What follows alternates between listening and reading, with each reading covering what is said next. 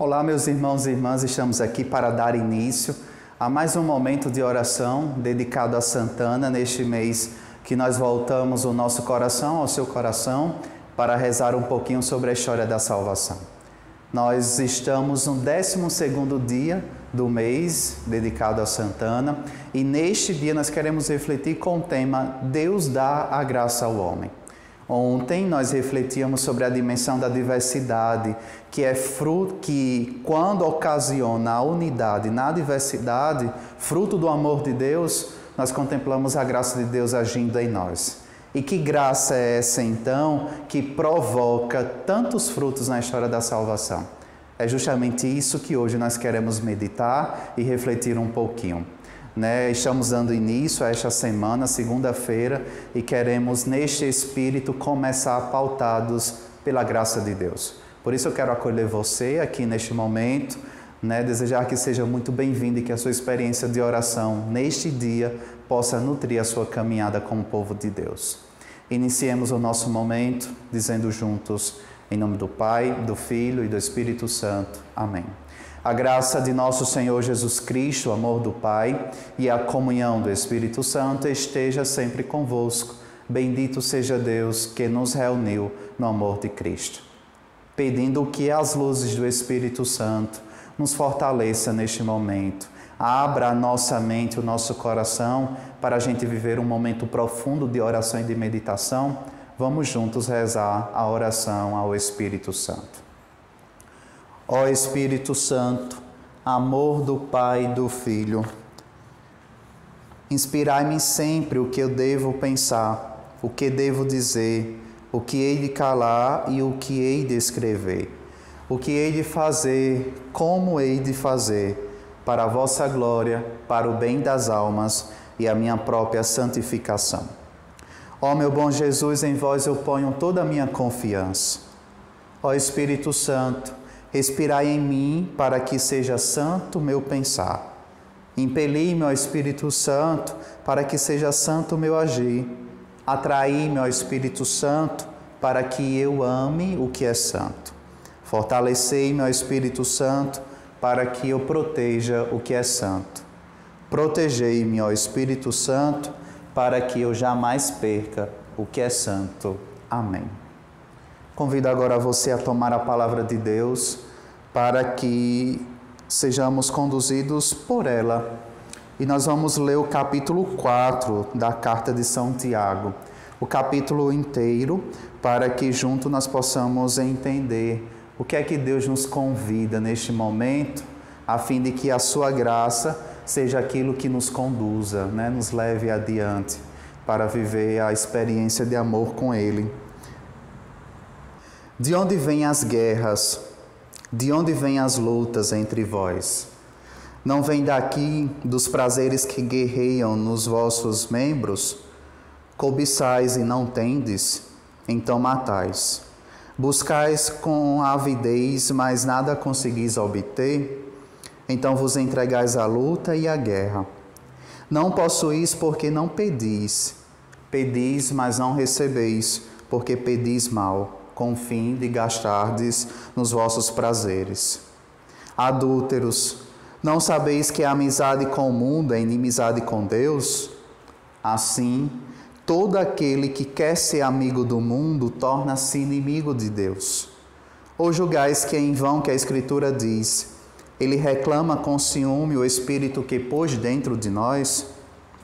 Mas ele nos dá uma graça maior, conforme diz a Escritura. Deus resiste aos soberbos, mas dá a graça aos humildes. Sujeitai-vos, pois, a Deus. Resisti ao diabo e ele fugirá de vós. Chegai-vos a Deus e ele se chegará a vós. Purificai vossas mãos, pecadores, e santificai vossos corações, homens dúbios. Entristecei-vos, cobri-vos de luto e chorai. Transforme-se vosso riso em luto e vossa alegria em desalento. Humilhai-vos diante do Senhor, e Ele vos exaltará. Não faleis mal uns dos outros, irmãos. Aquele que fala mal de um irmão ou julga o seu irmão, fala mal da lei e julga a lei. Ora, Se julgas a lei, já não praticas a lei, mas te fazes juiz da lei.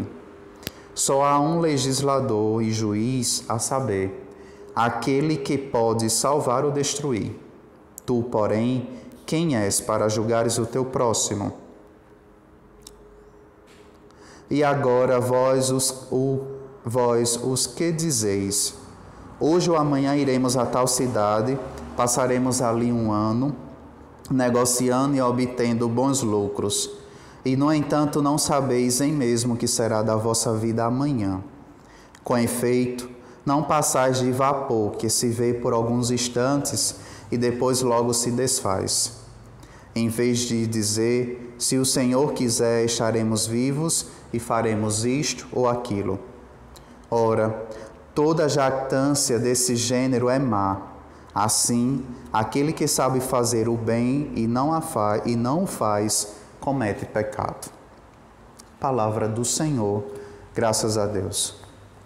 Meus irmãos e irmãs, ontem, quando nós meditávamos a história da Torre de Babel, e todas as consequências dessa história, nós víamos que o homem se colocando ao centro do projeto, Deus confunde porque o homem se sustenta em si mesmo e não na graça que ele opera. E diante disso, o homem provoca aquilo que é uma das consequências do pecado original nas nossas vidas. Achar que nós somos senhores de nós mesmos, e inclusive daquilo que a gente realiza. E hoje, continuando essa reflexão, muito embora a gente use como fundamentação o texto do Novo Testamento, mas é para que nós abramos a nossa consciência diante desse grande mistério que é a graça de Deus em nossas vidas, para entender que jamais, como criaturas, nós poderemos nos sustentar em nós mesmos. A salvação que Deus opera na humanidade é justamente o regresso àquilo que de fato pode sustentar a humanidade, a sua graça, o seu senhorio. É interessante a leitura de Tiago quando coloca que tudo aquilo que de errado acontece no mal vem justamente desse ato que a gente tem, que às vezes passa despercebido em nossa forma de viver. Achar que, por um ato soberbo de viver, nós estamos nos realizando enquanto pessoas. E é justamente o contrário. Porque a atitude humilde que o ser humano tem de reconhecer que só a graça de Deus nos basta, que só ela seria já o suficiente para que nós fôssemos felizes, é diante desta compreensão que o nosso espírito conduz para que a gente também viva a salvação de Deus para as nossas vidas. Aí é interessante que a própria Escritura vai dizer: Deus resiste aos soberbos, mas dá a sua graça aos humildes. Aquilo que a gente escuta tantas das vezes falar, Deus é muito educado. Ele só oferece as coisas que vêm dele àqueles que de fato querem receber, se colocam abertos. E isso não se trata somente dos bens que a gente pede na dimensão material, mas sobretudo da sua graça. O que seria esta graça? É a própria presença dele em nossas vidas que nos impulsiona a viver aquela experiência primeira, que muitas das vezes durante esse mês de Santana eu tenho recordado nas reflexões. Todo o projeto de salvação de Deus é para que a gente faça o regresso, a convivência, aquela leitura do Jardim do Éden, aquela experiência do final da tarde que acontecia com Adão e Eva. Mas para poder viver esse regresso, é preciso essa atitude de humildade. Humildade que faz com que a gente reconheça quem nós somos, criatura.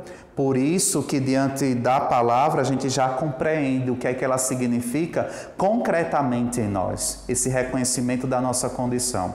Porque o ato de se humilhar, de se reconhecer humus, pó, e a gente sabe que no original da palavra se refere mesmo a esterco, ou seja, aquilo que há de mais sujo, nos currais. E é uma atitude não para dizer que eu não presto, mas é uma atitude para dizer assim: eu sou tão frágil, o que é que então eleva a minha dignidade? O que é que então pode me elevar a uma postura de dignidade diante dessa criação? E aqui recordo que nós rezamos outrora, o Salmo 8, que questiona quem é o homem, Senhor, para que dele o Senhor cuide tão bem. O que é que faz com que nós tenhamos esse valor? É justamente o reconhecimento. Eu sou frágil, sou criatura, posso até ser o esterco conforme diz a palavra. Porém, a graça de Deus, quando opera nessa realidade frágil, a transforma em uma dignidade tão elevada que é a mais querida de toda a criação de Deus. Eu sou filho de Deus e diante dessa filiação, dessa pertença, Deus realiza em mim obras que são grandiosas e que possuem a beleza da sua própria divindade. Por isso que neste mês, neste dia do mês de Santana, nós precisamos pedir a Deus a graça de compreender que eu preciso somente da sua graça. Mas esse processo acontece pela virtude da humildade. Virtude tão difícil nos nossos dias, principalmente nessa realidade capitalista, onde parece que a virtude está dando lugar à soberba, onde as pessoas que são soberbas parecem ter mais lugar na sociedade, ter mais vez. É uma luta desigual e parece que quem vive ou tenta viver a humildade é como que se fosse excluído. Aí, diante desse processo de exclusão, a gente recorda o que foi que viveu, o que é que os santos viveram, para poder chegar à dignidade de filhos de Deus reconhecidos pela Igreja. O que é que o próprio Jesus Cristo viveu aqui na Terra de uma forma tão, não vitoriosa, mas tão eloquente, a ponto de ser reconhecido como o Filho de Deus.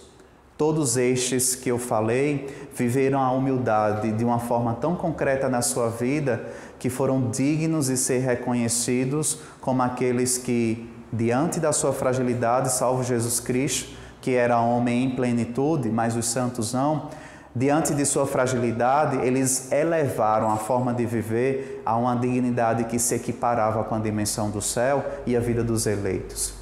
O que, meus irmãos e irmãs, nos provoca a viver esse caminho de salvação, de tal forma que nós sejamos salvos concretamente e por isso dignos de contemplar a face do reino dos céus, é justamente a virtude da humildade, o exercício dela nesta vida peregrina, para que com ela nós compreendamos que é a graça de Deus que nos basta. E aqui a gente compreende uma coisa: não se trata de algo que eu preciso aqui, se trata de algo que eu preciso aqui e que será o exercício pleno diante da face de Deus.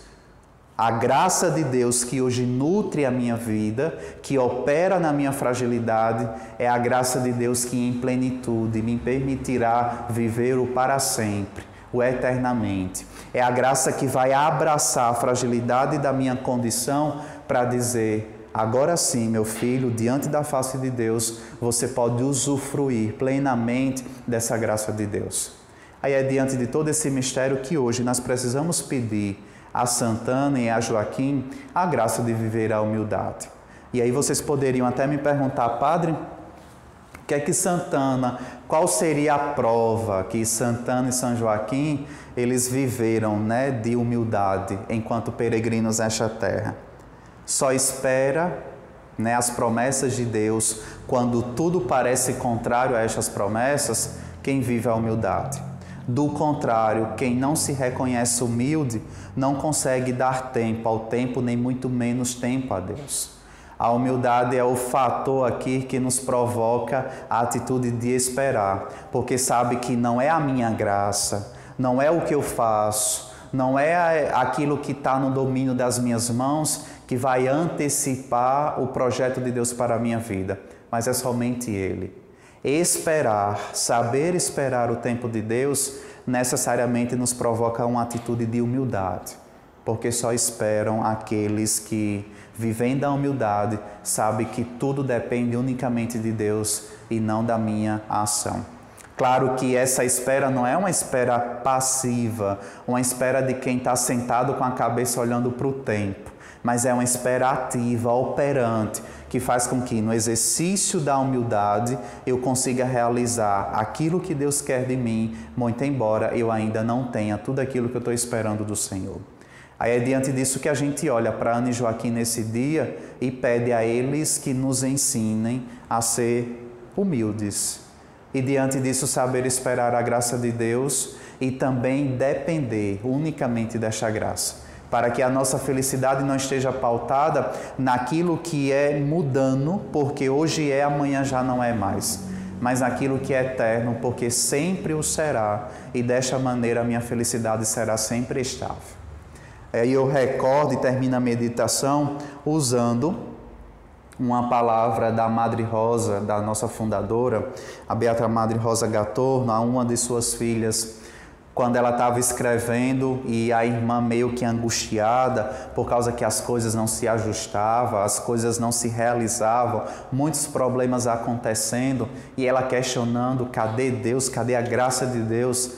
A Madre Rosa escreve a ela e diz o seguinte: por caridade, minha filha, sejamos humildes, senão nos humilhará Jesus. Sim, isso posso assegurar-te.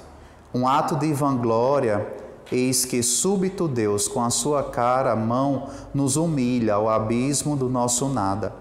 Um ato de humildade, eis que o nosso eterno Pai nos confortará, fazendo resplandecer em nós a beleza da sua obra.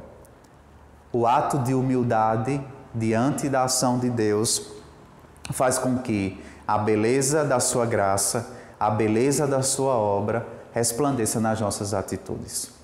E é então sustentados por essa confiança que nós queremos pedir neste dia esta graça específica da humildade para poder entender que dependemos unicamente da graça de Deus. E também agora nestas orações, das invocações, do Pai Nosso e da oração conclusiva, pedir por aquela graça que durante este mês você tem implorado. E agora eu convido a você, recorde qual é o nome da pessoa que você tem pedido, para que a graça de Deus o alcance. E não só o alcance, mas como também que esta pessoa entenda que ela depende somente da graça de Deus. Qual é a cura, a súplica, a intervenção que você está pedindo a Deus pela intercessão de Santana neste mês? Rezemos, portanto, as invocações a Ana e a Joaquim. Santana e Joaquim, no exemplo de santos, doaram a filha ao santo dos santos. À luz do candelabro, a menina vivia, guiada por mestres de noite e de dia. Ó Santana, nossa mãe, sê do céu a nossa guia, trazei paz às nossas almas, por Jesus e por Maria. Ó Santana mestra, cheia de pureza, vosso ensinamento nos dá mais grandeza. Como professora segura e fiel, com a Escritura nos levais ao céu. Ó Santana nossa mãe, sê do céu a nossa guia, trazei paz às nossas almas, por Jesus e por Maria. Nós queremos e dia e de noite os ensinamentos que deste a Maria. No templo sagrado estudou a lei, doutrinou Jesus o divino Rei. Ó Santana nossa mãe, sê do céu a nossa guia, trazei paz às nossas almas, por Jesus e por Maria. E voltando o nosso olhar para o santuário, peçamos a Ana e Joaquim que nos ajude a dizer Pai Nosso, com aquela confiança que faz com que nós abracemos ainda no íntimo do nosso coração essa humildade e a certeza de que só precisamos desta graça. Pai nosso, que estais nos céus, santificado seja o vosso nome, venha a nós o vosso reino, seja feita a vossa vontade, assim na terra como no céu. O pão nosso de cada dia nos dai hoje, perdoai as nossas ofensas, assim como nós perdoamos a quem nos tem ofendido. E não nos deixeis cair em tentação, mas livrai-nos do mal. Amém. Agora tomemos aí a oração final, a oração conclusiva, e vamos com confiança a Ana dizer: Senhora Santana, que foste chamada por Deus a colaborar na salvação do mundo, seguindo os caminhos da providência divina, recebeste São Joaquim por esposo. Deste vosso matrimônio, vivido em santidade, nasceu Maria Santíssima, que seria a mãe de Jesus Cristo. Formando vós família tão santa, Confiantes, nós os pedimos por esta nossa família. Alcançai-nos a todos as graças de Deus. Aos pais deste lar que vivam na santidade do matrimônio e formem seus filhos segundo o Evangelho. Aos filhos desta casa que cresçam em sabedoria, graça e santidade e encontrem a vocação a que Deus os chamou. E a todos nós, pais e filhos, alcançai-nos a alegria de viver fielmente na Igreja de Cristo, guiados sempre pelo Espírito Santo, para que um dia, após as alegrias e sofrimentos desta vida, mereçamos também nós chegar à casa do Pai, onde vos possamos encontrar, para juntos sermos eternamente felizes no Cristo, pelo Espírito Santo. Amém. Agradecendo a você que rezou conosco este dia do mês dedicado a Santana, vos convido a amanhã estar aqui novamente para rezar mais um dia deste mês e sobre a luz do coração de Ana e Joaquim, meditar e rezar a história da salvação do povo de Deus. O Senhor esteja convosco, Ele está no meio de nós. Desça sobre vós a bênção de Deus Todo-Poderoso, Ele que é Pai, Filho e Espírito Santo. Amém. Santana vos esconda no coração de Jesus. Até amanhã, se Deus quiser.